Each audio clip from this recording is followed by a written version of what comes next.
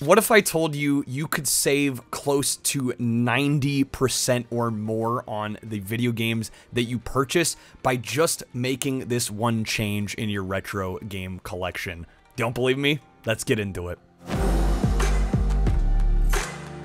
Now, I can't speak for everybody here, but I imagine I'm not alone in saying that I have often felt burnt out and or just priced out of this hobby as it has continued to grow in popularity and supply and demand economics have followed suit. It is not uncommon nowadays to see certain games go for well above their original MSRP asking prices, and personally, I just find that unacceptable. I can't possibly justify spending that much money on a single video game. So what I have found is by buying an import PlayStation here, I have been able to save so much money buying games that I otherwise would have paid through the nose for. Now, this has been a video idea that's been kicking around in my head for quite some time now. Really, the motivation to get this in gear came the other night when I was streaming this game over on my Twitch channel. We were playing some Chocobo Racing by good old Squaresoft. Now, if you're unfamiliar with this game, this is essentially Square taking the Chocobos from Final Fantasy and giving them their own kart racing game, which is not only really cute and charming, but extremely well done actually. For a company that of course is known for their RPGs, to make a kart racing game was not only really cool and unexpected, but they did a bang up job here. The handling is great, the items and abilities are really quite inventive and fun. All around, it's just a very well presented, very well polished kart racer. I do recommend this. When I stream a game like this over on Twitch and people see the Japanese artwork and they see the Japanese text in the game, they naturally want to ask, hey, why do you have the Japanese version? Why don't you have the US version? Why don't you get the American version? Guys, simply, it's a math problem. Take this with a grain of salt. Of course, prices do change, but for the sake of the video, I did want to provide some prices. Now, I looked up the US version of this game on price charting, and as of the making of this video, the NTSC version goes for about $71, which isn't insanely expensive. We are actually going to see some more expensive ones later in the video, but it is over MSRP, and while this game is really good, it is also unfortunately kind of short. This game can easily be beaten under 2 hours in the story mode. In fact, last time I streamed it, it took me just over an hour, and I wasn't even particularly trying to go all that fast through it. While I do replay it, and I find it quite a fun and replayable game, hard to justify that kind of cost. So what I did was I went on Surigaya, which is a great import retailer for games. I'm not sponsored, although I wish I was. I've just had a lot of good business with them and been very happy with my purchases. I bought this last year in August for 550 yen. I paid less than $4 for this game compared to 71 for the US. Unfortunately, the one downside obviously is that menus and the story, which is probably the biggest downside here, is going to be all in Japanese because this game's story is done all in text boxes, but I had played the English version before, so for me that was not a big downside. And personally, for a $66 difference, really I just wanted to get the game in my collection and be able to play it. I can handle not having the story, and if it's really a big deal, you can just Google Translate it with your phone. Not huge, so I'm going to take the savings personally. Next up, for the 2D fighting game fans in here, we got good old Guilty Gear. This is an absolutely great 2D fighting game by Arc System Works. The first entry in a great franchise, and I absolutely adore this game. Probably one of my favorites in the 2D fighting game space. This is one that unfortunately has become pretty sought after and collectible in the US market. The American version of this game, according to price charting, goes for about $85, which again, well above MSRP at this point. I bought this also in August of 2023, and I paid just over 1,000 yen, which came out to just over $7. So pretty massive savings on this one. Of course, it's a fighting game. There is some story text, but not a whole hell of a lot. And personally, I found the savings mighty, mighty tempting. So another one you can save quite a bit of change on.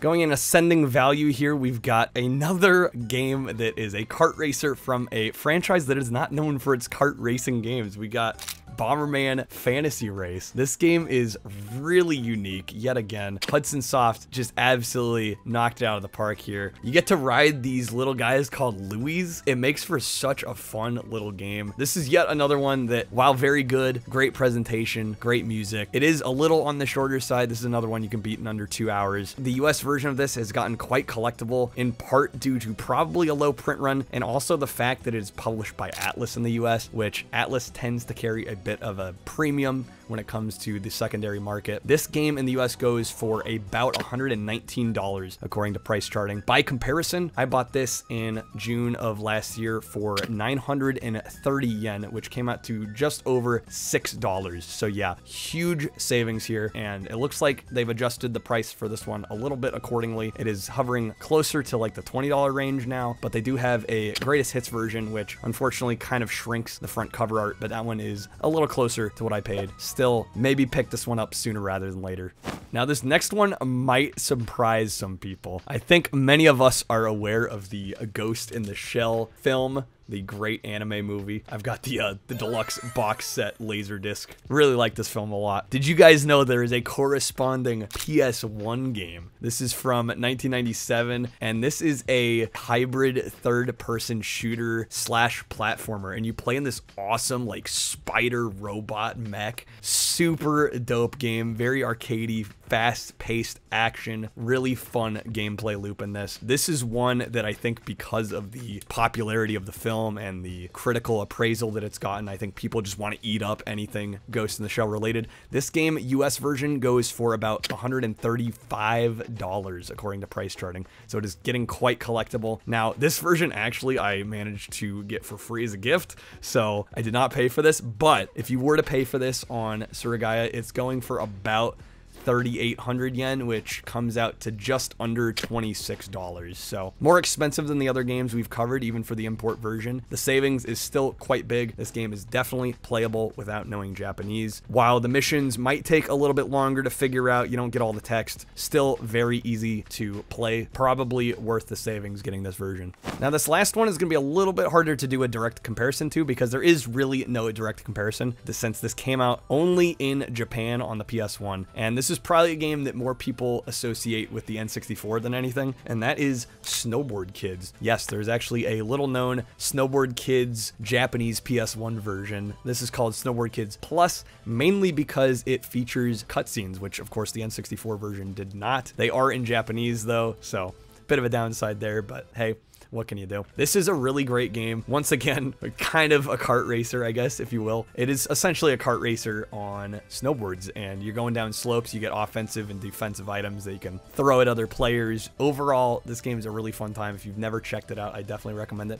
Another one by Atlas here. Again, like I said, there is no real direct comparison because there's not a US PS1 version, but I'll throw out a couple numbers. I looked up the loose N64 version US, and that goes for about $27. The complete in box Japanese N64 copies go for about $50, and if you wanted to spring for a complete US copy in relatively decent shape, that's going to cost you over $200. Pretty big price discrepancy there. This version I picked up in October of 2022, and it cost me just over 1,800 yen, or about $12. Even if you compare it to a cart-only US N64 version, we're still talking less than half the price. And not only that, but you get full artwork, you get the box, you get the manual. In this case, I actually got the Obi strip too, which is pretty cool. While it does run a little bit worse than the N64 counterpart, obviously on a 32-bit machine, you gotta expect some drawbacks. It's still very playable, and this is really the cheapest version of the game you can get. Happy to have this in the collection, and yet another one where you can save by going for the import. Those were just, of course, 5 examples from my collection that I wanted to show you guys. Some of the more bigger price differentials there. I have bought a lot more imports that maybe I saved a few bucks here and there. As you can see, the savings can get pretty drastic. So before we go, I do want to break down a couple of the figures here. If you were to buy all of these games US, now for Snowboard Kids, of course, I decided to go on the low end, and we're just including the cart only N64 version because I figure people are mostly just worried about playing these games. That would still be $437 for these 5 games. We're reaching almost $100 a game, which is pretty wild. Now, my cost, of course, I did mention that I got Ghost in the Shell as a gift, but for that figure, I decided to grab the Surigaya price. Everything all added up, this stack here, these games I bought, $55.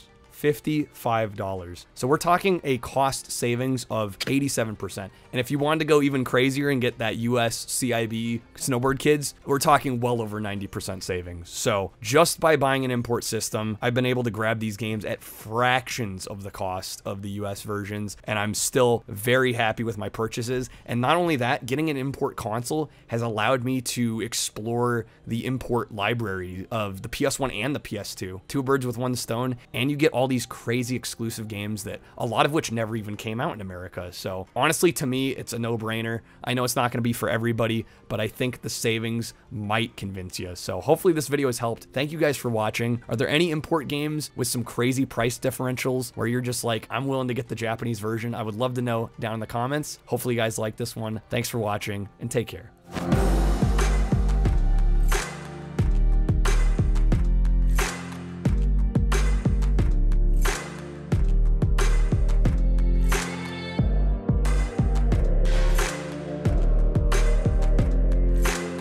Bit of a downside there, but hey, what can you do?